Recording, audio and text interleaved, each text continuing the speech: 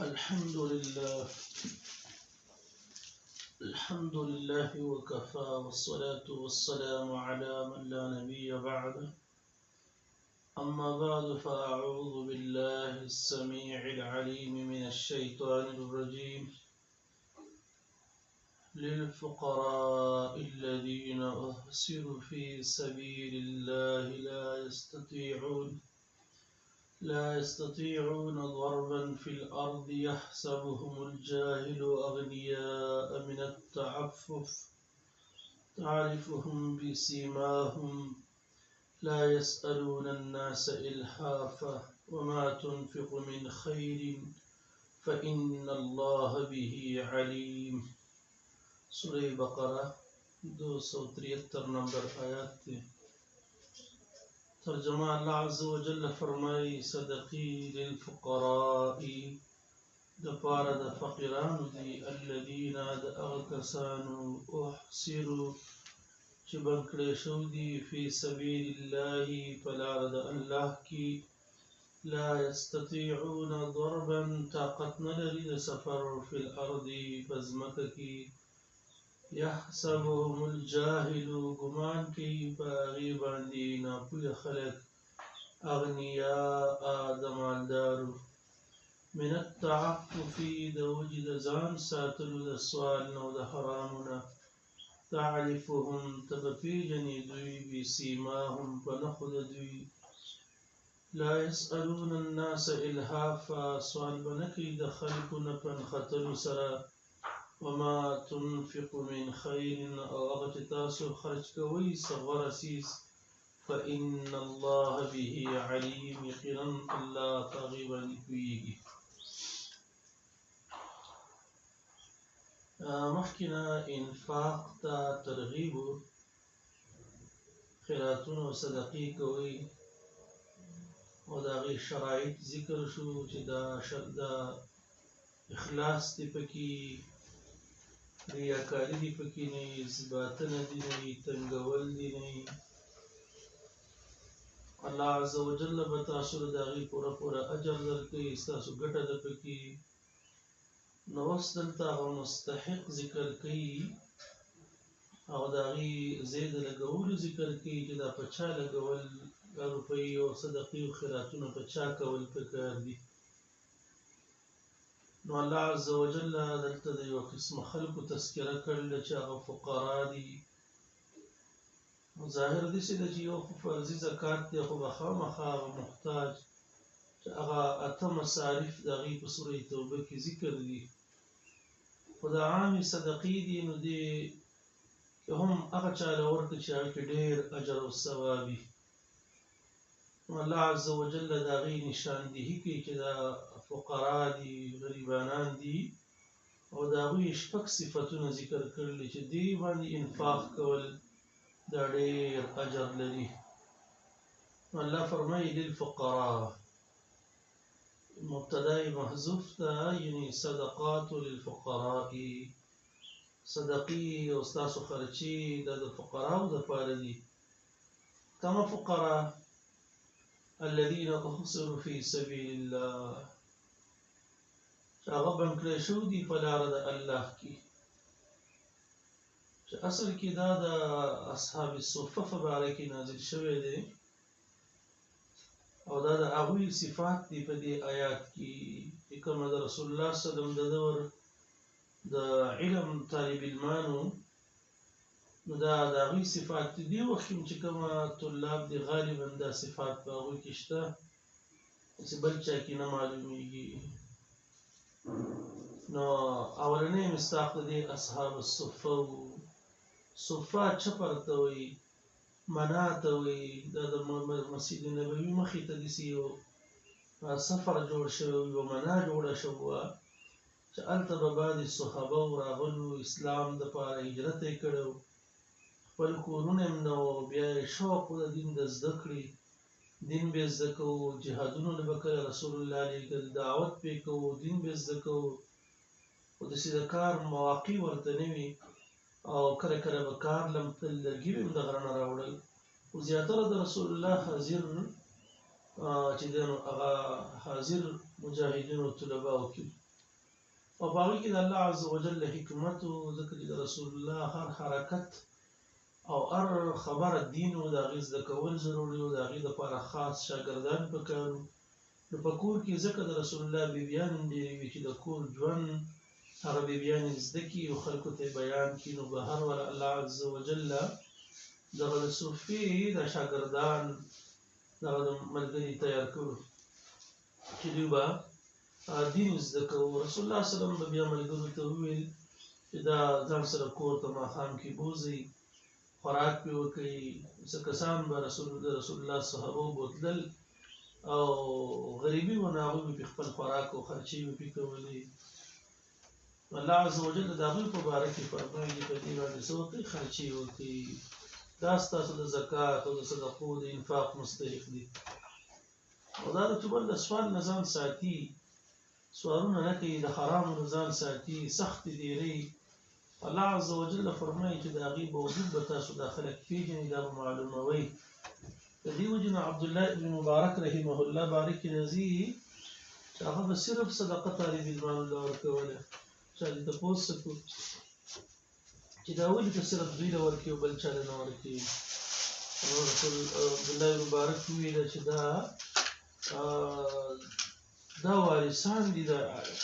د نبوي علم وارثان دي، د انبیاو وارثان دي. نو په دې وجه دې نه ماته بل غوره څوک نه معلومېږي. نو بل دا چې دوی که ته ورسره تعاون ونه کړي، د دوی زړه به په کاروبار مشغوله شي، دین به څوک زده کړي. نو پرېږده چې دا زړه علم ته او د زده کړې ته فارغ وي، هغه په توجه باندې علم وکړي. نو هغې به ویل د دوی د علم ته فارغه کول دا هم لوی او افضل عبادت دی. ناشنا نکتې ویل چې د دې ملګرو د علم ته فارغه کول دا هم یو عظیم او افضل عبادت دی. نو په دې وجه زه دوی له ورکوم. ابن کثیر رحمه الله دې نه مهاجرین هم اخیستي دي، ځکه هجرتونه یې کړي، کاروبار دوکانونه هر څه کورونه یې پرېښي. نو یو صفت یې دا دی چې الذین احصروا فی سبیل الله، هغه غریبانان چې دوی بند کړی شوي دي په لاره د الله کې. فی سبیل الله نه طاعت مراد دی، جهاد دی مراد دی، د علم زده کړه دی مراد دی، دعوت دی مراد دی. او هغه مجاهدین هم چې جهاد کې زخمیان شوي، بیا د کار نشي کولی، د هغوی دیکبال، د هغوی خرچې کول. نو بل صفت یې دا دی چې لا یستطیعون ضربا فی الارض، طاقت نه لري د سفر په ځمکو کې. ضرب دلته کې په معنی د سفر دی، سفر نشي کولی په ځمکه کې. ولې نشي کولی؟ نو د هغې وجه وروسته ذکر کوي، دلته علم کې مشغوله دي، نور کاروبار پوهېږي کولی شي، خو د الله د دین دپاره ځان وقف کړی دی، دین کار ته بیا پاتې کېږي. بل صفت دا ده چې یحسبهم الجاهل اغنیاء، ګمان کوي په دې باندې ناپوهه خلک، دا تجربه کار خلک د مالدارو. ځکه ظاهر بین خلک، جاهل معنا چې هغه ناپوهه خلک تجربه نه وي، نو هغه د انسان ظاهر ته ګوري چې ښایسته کپړې دي او ښایسته شان و شوکت یې دی، چال چلن یې دی، په دې به وایي چې دا ډېر زیات مالدار دی. نو عام خلک په دې د مالدارو ګمان کوي، نو څوک ورته څه نه ورکوي. د هوښیاران او پوهه خلکو هغه به په دې باندې پیسې لري. په دې وجې نه علماو لیکلي دي چې د طالب علمانو د حال نه څوک ځان نه خبروي او د هغوی د حال نه خبر نه وي، دغه جهالت پرې بدېږي. دا ولې ګمان پې کوي دا جاهل، دا ناپوهه خلک، ناتجربه کار خلک د مالدارو من التعفف، د وجې د ځان د پاکدامنۍ د وجې نه، د وجې د ځان ساتلو د بې عزتۍ نه، چې بې عزته نه شو، څوک هم بې عزته نه کړي. او د تعفف د حرامو نه دی، ځان د حرامو نه ساتي، ځان د سوال نه ساتي. نو دې وجې نه دا دي. ځان څنګه د سوال نه ساتي؟ نو وجه د هغې دا ده چې د سوال مختلف طریقې دي. کله سړی سوال په ژبه باندې کوي، چالاکه خلک وي، بعضې بې شرمه خلک،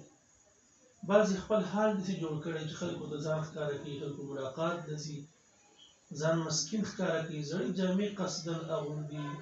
او بعضې داسې چې د هغه مزل او د هغه چال چلن هغه د جوړ کړي دي چې د هسپتالونو کې د خپل ځایونو لپاره خاص خلک دي نو سوال کولو لپاره طریقې دي خو دوی ځان ساتي اتلوسه نو مسلمان تعالی څه پکار دي تعرفهم بسیماهم ته به په نښو پیژني خشوع عاجزۍ باندې به پیژني د الله په تعلق او بعضې رنګونه به زیړي بعضې جامې به زړې زورتیا به په بدن کې نو غټه نښه دا ده چې دا ته پته ده چې دا ټوله ورځ دین کار کوي د کوم وخت کې پیسې ګټي دا پیسې د کوم ځای نه دلته راځي نو معنا دا چې پیسې نشته دی خو خپل سخته تیری خپل ګزاره کوي خپل حاجت چاته نه ذکر کوي سخته تیری دا دی او نښه بله دا ده چې ولا یسألون الناس الحافا په نښو کې دا بیان دی چې ښه غریب به تا ته به پته وي چې دی خو د دین کار کوي شپه ورځ د سوالونو ته نه دی وزګار او بیا هم خلکو نه سوال نه کوي خلکو پسې نښلي نه الحاف دې ته وایي د بسترې معنا ده لکه سړی چې ځان جمعې کې سخت کمبل او بستره راته ورکوي چا ته پسې نښلي نه که چا څه ورکړه یا بلکل سوال نه کوي مقصد دا دی او یا که سوال کوي نو په چا پسې نښلي نه څوک نه ورکوي بس څه ورته نه وایي نه یې نښه ده چا پسې نښلي نه لا یسألون الناس الحافا چا پسې نښلي نه او د هغې بغیر د ضرورت ته سوال نه کوي ځکه چې بغیر د ضرورت د سوال کې حاجت یې نه وي او سوالونه کوي د قیامت په ورځ به په مخ پسې غوښې ټوکړه هم نه وي حدیث د بخاري کې او د مسلم کې راځي بل حدیث کې دا دی چې څوک سوال د مال زیاتولو لپاره کوي اکثر خلک وایي چې مال مې ډېر شي دا کوم چې پېښور سوالګري دي نو نبي علیه الصلاة والسلام فرمایي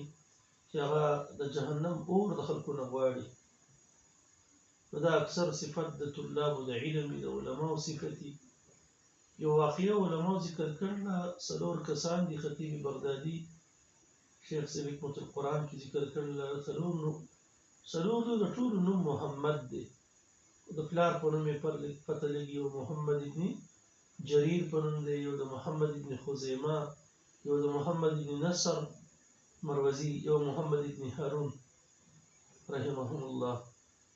دوی ټولو علمي سفر او خرچه ورسره کمه شوه وږي شو نو هېڅوک نه تیاره دی چې د چا نه څه وغواړي اګر که دا غوښتل ولې جایز خو تعفف پکې و ځان به د سوال نه ساتو نو خسنه یې وکړو په خسنه کې چې دی هغه د محمد ابن نصر خسنه راوختو د محمد ابن خزیمه ملګرو ورته وویل چې ته به ځې د خلکو نه ورسره سوال کې راوړي به نو هغه ویل لکه مقرره کې مهلت راله راکړي چې مونځ وکړم په مانځه ودرېدو دې رامونځ پوره کړی نو دغه عراقي ګورنر کس راولېږو مصر کې ودرېد او دا په مانځه ولاړ او دروازې ووهله او پلانکې څوک دی پلانکې څوک دی ټول یې 50 دیناره ورکړي غټ مال هر یو له ورکړه بیا یې وویل پرون غرمه چې دی نو ګورنر خوب لیدلی او چې کسان دي محمد په نوم باندې نومونه دي محتاج دي وږي دي غرمې خوب کې دا لیدلی هم دا تا ته راولېږل او ویل چې کله هم حاجت نو بیا راځئ نو هغوی الله عز وجل ولا حاجت پوره کړو هغه عراقي نو بیا لاړه په دې وجه لاړه چې مشهور نه شي هسې نه چې خلک بیا غلط دمونه شروع کړي سر نیسي دا د هغوی الله عز وجل ولا دا کرامت ورکړو نو الله بیا فرمایي وما تنفقوا من خیر تاسو چې لګوئ کوم مال نو الله عز وجل په هغې باندې پوهېږي او الله پې علیم دی ترغیب دی چې ګوره الله ستاسو اجر نه ضایع کوي نو الله فرمایي للفقراء صدقې ستاسو دپاره د غریبانانو دي الذین هغه فقیران احصروا چې هغوی بند کړی شوي دي محاصره کړی شوي دي د الله په لاره کې دین زده کړه کوي دیات کې دعوت کې لا یستطیعون ضربا طاقت نه لري د سفر کولو په الارض په ځمکه کې د کاروبار ځکه دین کې پاتې کېږي یحسبهم الجاهل اغنیاء ګمان کوي په دوی باندې ناخبره خلک نه تجربه کار خلک د مالدارو د من التعفف د وجه د ځان ساتلو د سوال او د حرامونه